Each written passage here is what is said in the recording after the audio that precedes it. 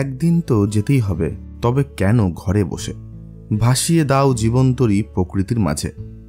ঘুরে আসুন কোনো পাহাড় থেকে, যেখানে প্রকৃতি কথা বলবে আপনার সাথে।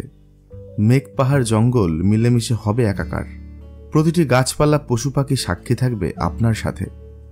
এরকমই শান্ত স্নিগ্ধ সবুজ পাহাড়ের কোলে বিরাজমান খুব সুন্দর একটি পাহাড়ি জনপদ কোলাখাম, যেখানকার ছোট ছোট কাঠের ঘর, সেখানকার মানুষের সাধারণ জীবনযাপন আকৃষ্ট করবে আপনার মন। তবে কেন ঘরে বসে? একদিন তো যেতেই হবে। দ্য গ্রেট হিমালয় পর্বতমালার পাদদেশে ছোট বড় মিলিয়ে অজস্র পাহাড়ি জনপদ আছে। সেরকমই একটি মনোরম ছোট্ট পাহাড়ি জনপদ হল কোলাখাম। হাতে গোনা কয়েকটি নেপালি পরিবার নিয়ে গড়ে উঠেছে এই অপূর্ব জায়গাটি।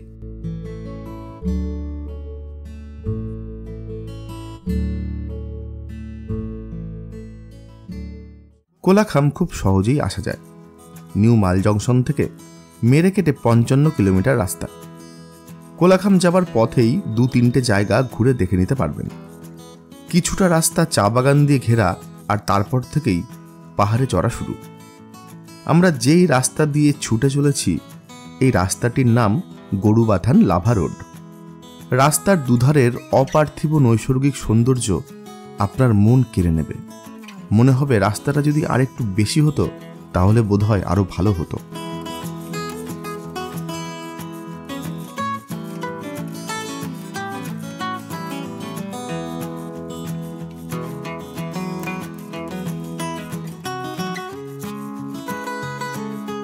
লাভা ঢোকার 1 কিলোমিটার আগে ডান হাতে পড়বে নেওড়া ভ্যালি চেকপোস্ট।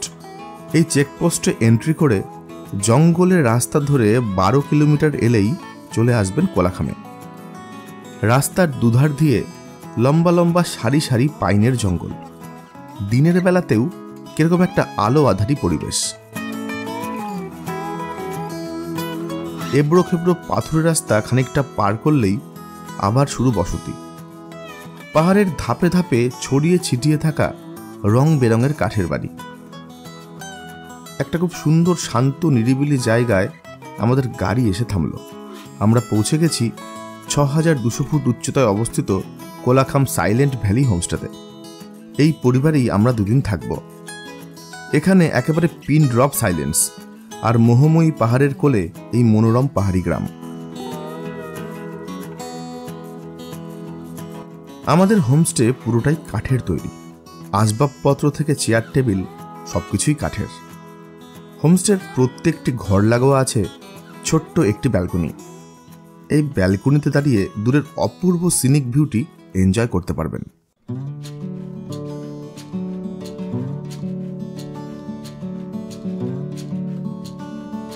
হোমস্টের খাবার দাবারের কোয়ালিটি নিয়ে বিশেষ কিছুই বলার নেই। একদম বিশুদ্ধ অর্গানিক খাবার দাবার গেস্টদের দেওয়া হয়। আশা করি এখানকার খাবার দাবার আপনাদের ভালোই লাগবে। কিভাবে অগ্রিম এই হোমস্টে বুক করবেন, এখানে থাকার খরচ কত, সমস্ত ডিটেলস ভিডিওর নিচে ডেসক্রিপশনে পেয়ে যাবেন। প্রয়োজনে চেক করে দেখে নিতে পারেন। বিকেলবেলায় বেরিয়ে পড়ুন কোলাখাম থেকে 2 কিলোমিটার দূরে অবস্থিত ছাঙ্গে ওয়াটারফলস দেখতে। যদি আপনি ট্রেক করতে ভালোবাসেন তাহলে আপনার এই জার্নিটা বেশ পছন্দ হবে। এই ঝর্ণাটিতে শীত গ্রীষ্ম বর্ষা সবসময় জল থাকে। কোলাখাম বেড়াতে এলে কষ্ট হলেও এই জায়গাটি ভিজিট করুন। জায়গাটিতে আসার পর সমস্ত কষ্ট দূর হয়ে যাবে।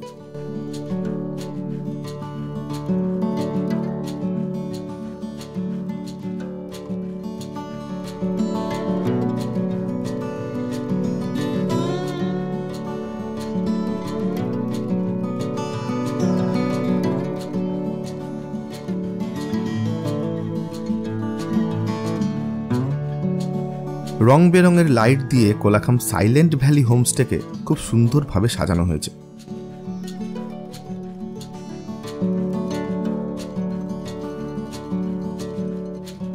চারিপাশটা একটা অদ্ভুত নিস্তব্ধতা।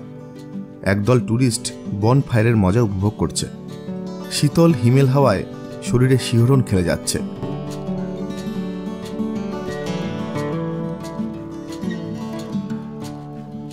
ঠিক রাত্রি 8টা নাগাদ আমাদের রুমে ডিনার দিয়ে দেওয়া হলো। রুটি আর কষা মাংস উদরস্থ করে আজকের মতো শুভরাত্রি। পরদিন কোলাখাম থেকে লাভা ঋষভ লোলেগাঁও ঘুরে দেখব। শুনেছিলাম লাভাকে নাকি বলা হয় মেঘের দেশ। এখানে নাকি সবসময়ই মেঘ ভেসে বেড়ায়, হাত বাড়ালেই ছোঁয়া যায় মেঘের রাশি। কেন বলা হয় বুঝতেই পারলেন। মুহূর্তের মধ্যে আমাদের চারিপাশটা কালো মেঘে ঢেকে গেল। এরকম অপূর্ব দৃশ্য চাক্ষুষ করবার জন্যই বারবার পাহাড়ে ছুটে আসা।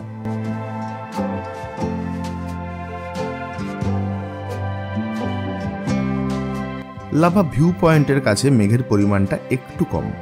ওয়েদার কোথাও ভালো তো কোথাও খারাপ।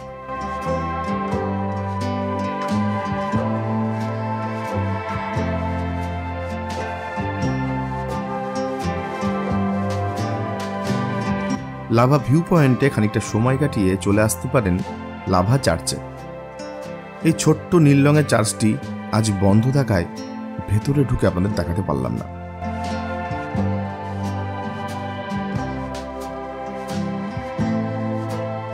ওয়েদার একটু পরিষ্কার হতেই আমরা চলে আসলাম লাভা মোনাস্ট্রি দেখতে। এই লাভা মোনাস্ট্রিতে বাংলা সিনেমা থেকে ওয়েব সিরিজের শুটিং লেগেই থাকে, কারণ এখানকার মন মাতানো সৌন্দর্য অবর্ণনীয়।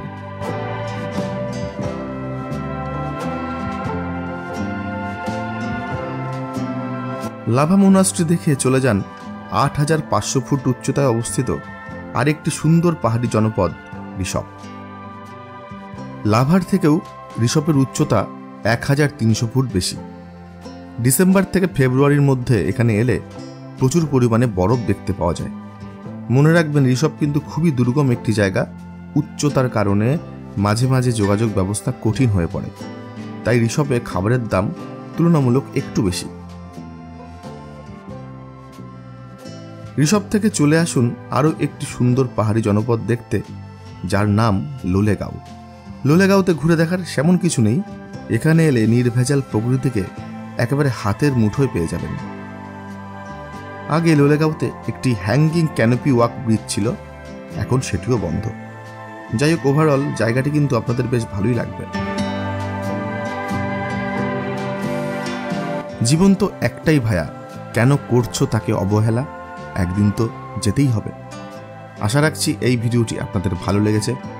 ভালো লাগলে আপনার প্রিয়জনের সাথে ভিডিওটি শেয়ার করতে ভুলবেন না। আপনার দেওয়া একটি লাইক এবং কমেন্ট আমাকে নতুন করে চলতে শেখায়। আমার প্রণাম নেবেন। ফিরছি খুব তাড়াতাড়ি আরেকটি নতুন এপিসোড নিয়ে। ততক্ষণ ভালো থাকুন এবং সুস্থ থাকুন।